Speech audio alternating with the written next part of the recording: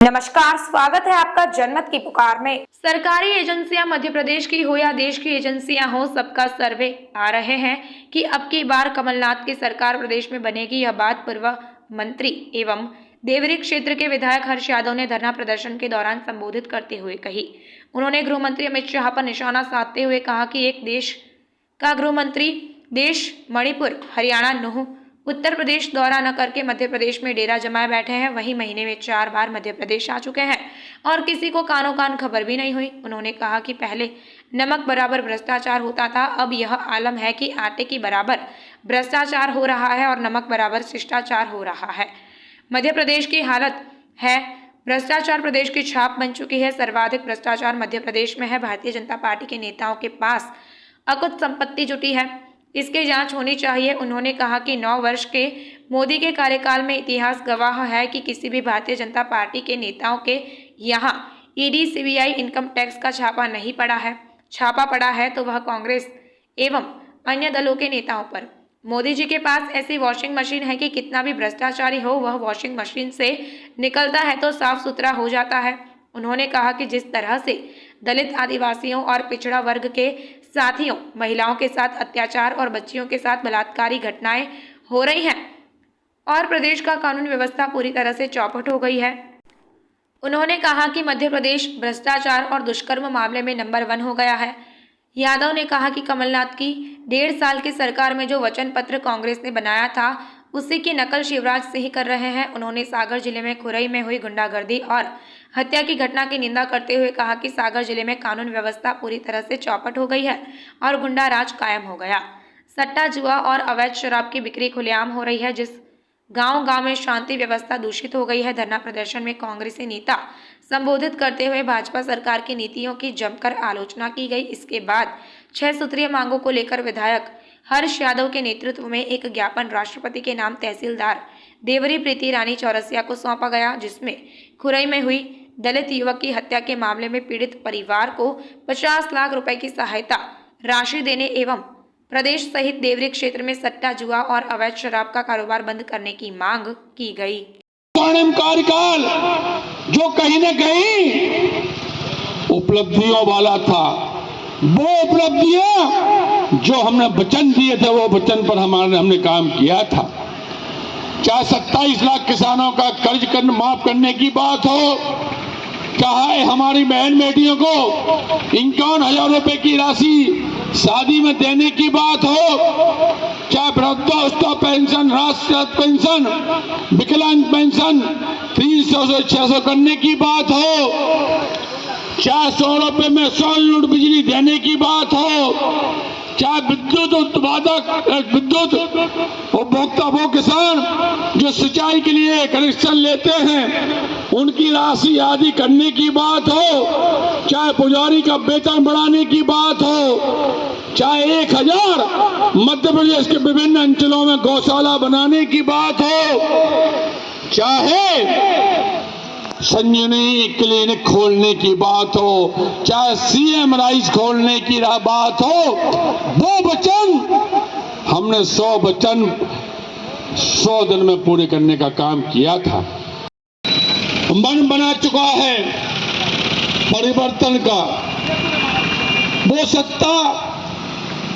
सत्ता के सत्ताधीश, मठाधीश जो सत्ता मद में इतने मगरूर हो गए हैं, ना आदमी को आदमी कह रहे हैं, ना इंसान को इंसान मान रहे हैं। इतना अत्याचार, अन्याय, चाहे खुरई की जनता की बात हो, चाहे सुर्खी की जनता की बात हो, चाहे मध्य प्रदेश की किसी जनता की बात हो, इंतहा हो चुकी है।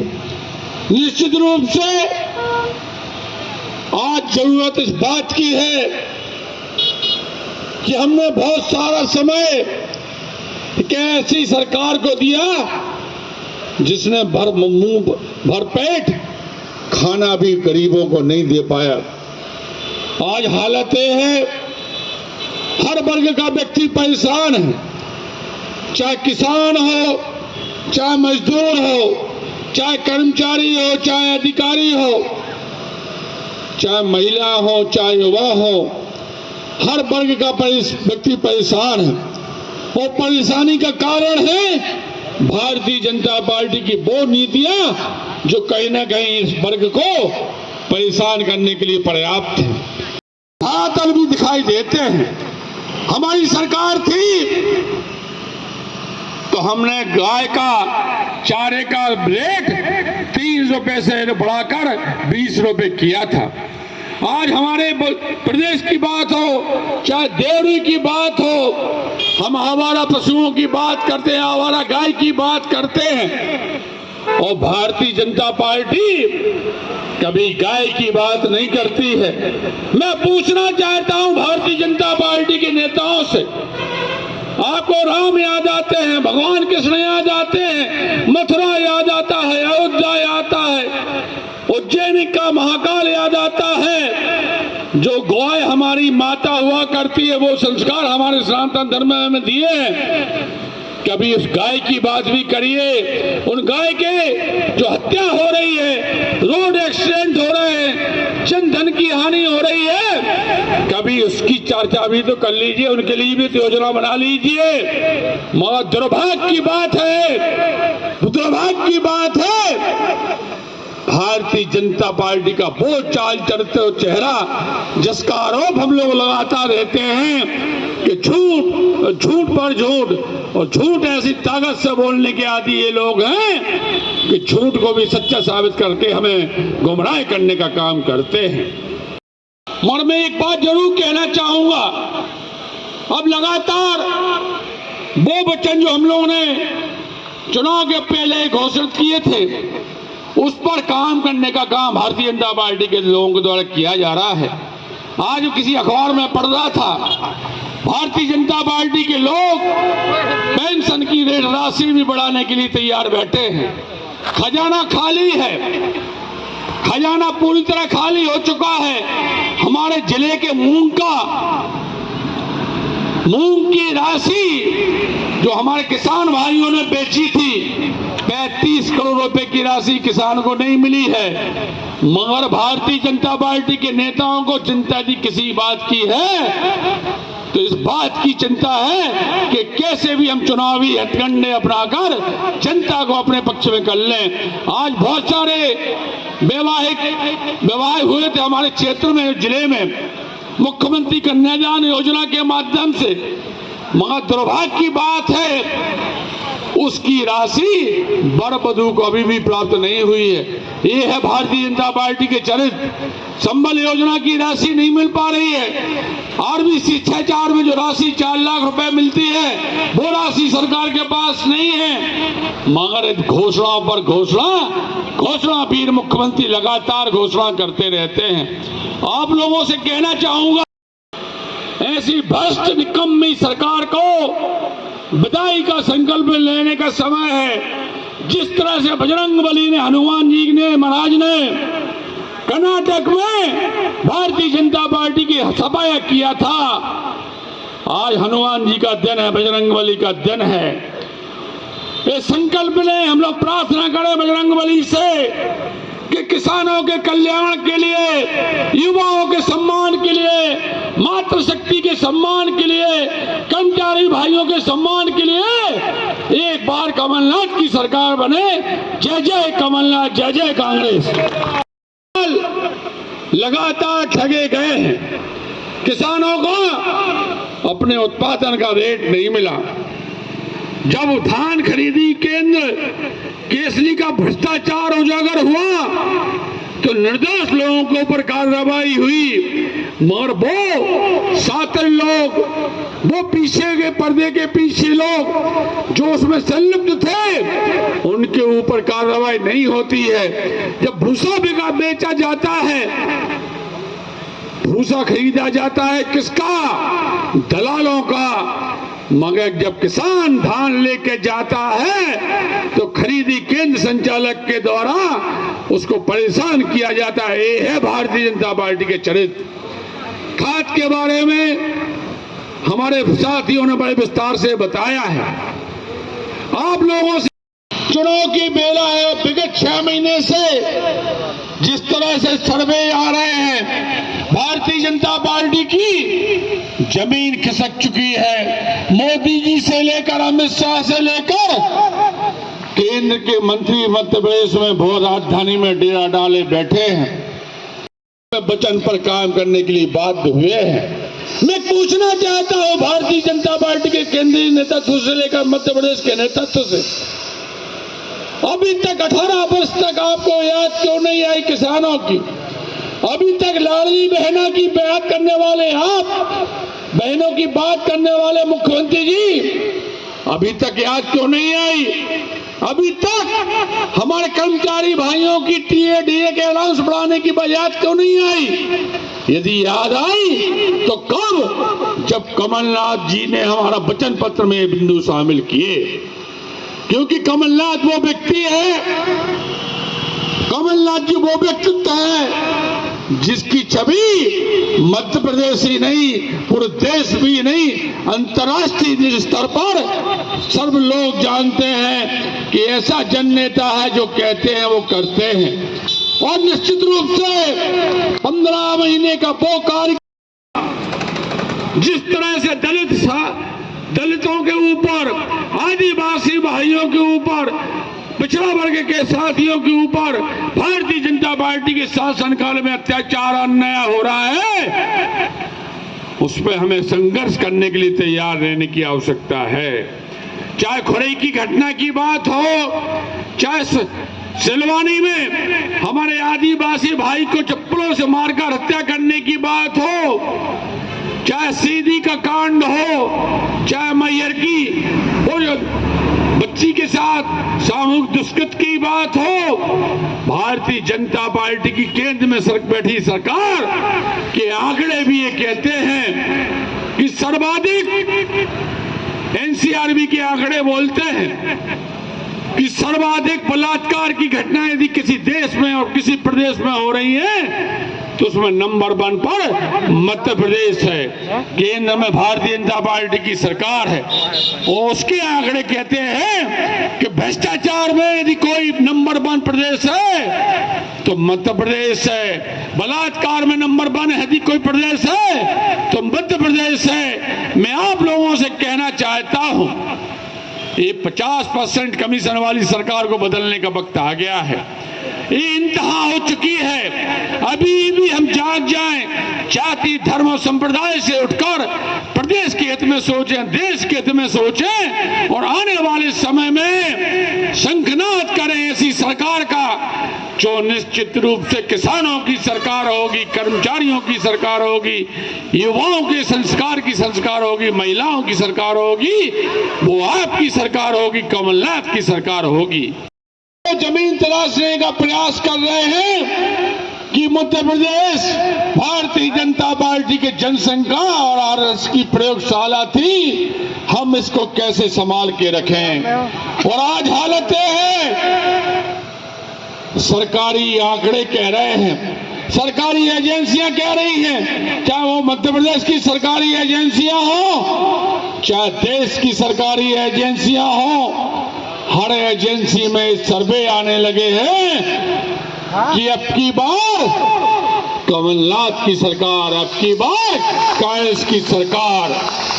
आज गृह मंत्री जी, देश के गृह मंत्री होने के बाद लगातार देश का दौरा न करके, मणिपुर का दौरा न करके, उत्तर प्रदेश हरियाणा का दौरा न करके, नूर का दौरा न करके मध्य प्रदेश में डेरा डाले बैठे हैं।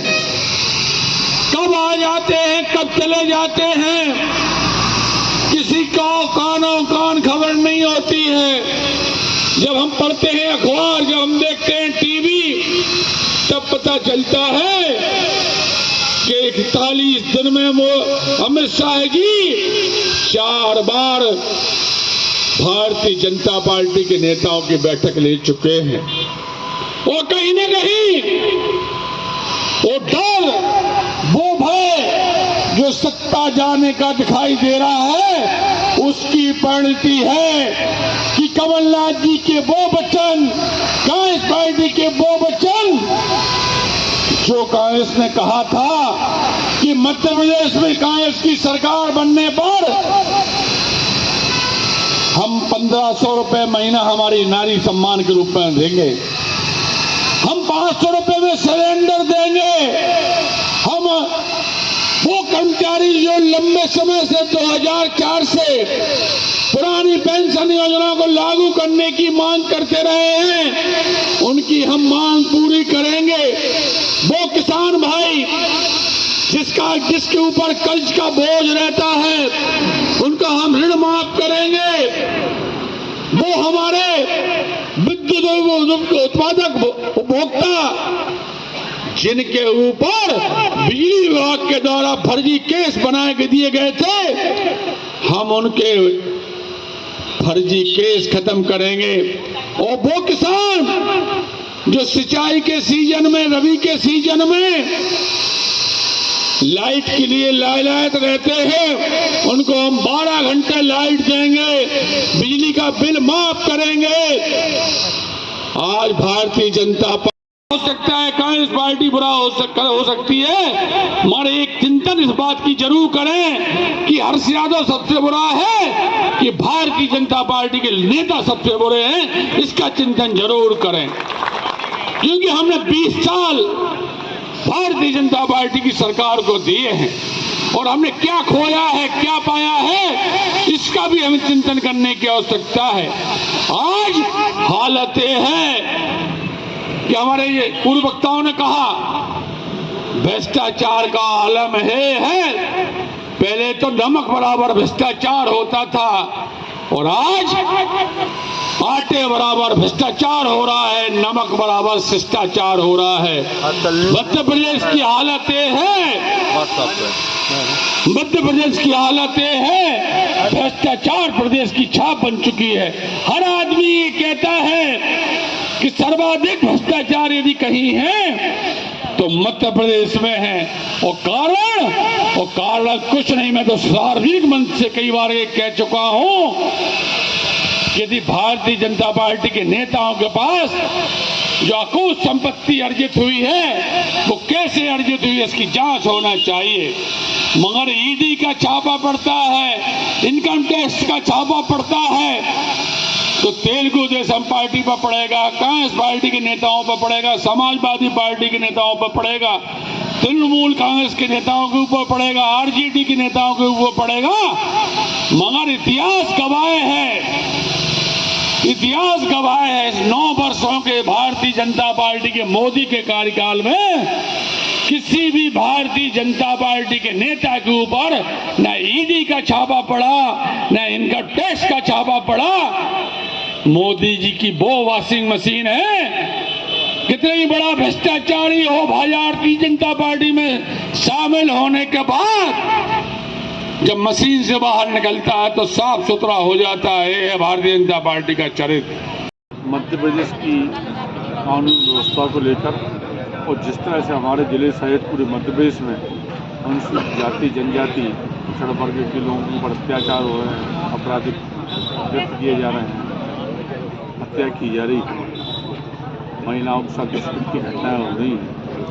मध्य प्रदेश कांग्रेस कमेटी के नेता हमारे कमलनाथ जी के निर्देश पर पूरे मध्य प्रदेश में इस अत्याचार अन्यायी सरकार के खिलाफ एक दिवसीय धरना हम लोगों ने दिया था और ये अनवरत चलने वाला हमारा कार्यक्रम है। जिस तरह से ST, SC और OBC के साथ भारतीय जनता पार्टी के तथाकथित मंत्री से लेकर नेताओं के द्वारा अत्याचार हो रहे हैं, मनमानी हो रही है, इसी के संदर्भ में आज हम लोगों ने अगर आपने हमारा अभी तक चैनल सब्सक्राइब नहीं किया है तो कृपया चैनल सब्सक्राइब कर लें, लाइक करें, शेयर करें, कमेंट करें। तो मिलते हैं फिर किसी और खबरों के साथ। नमस्कार।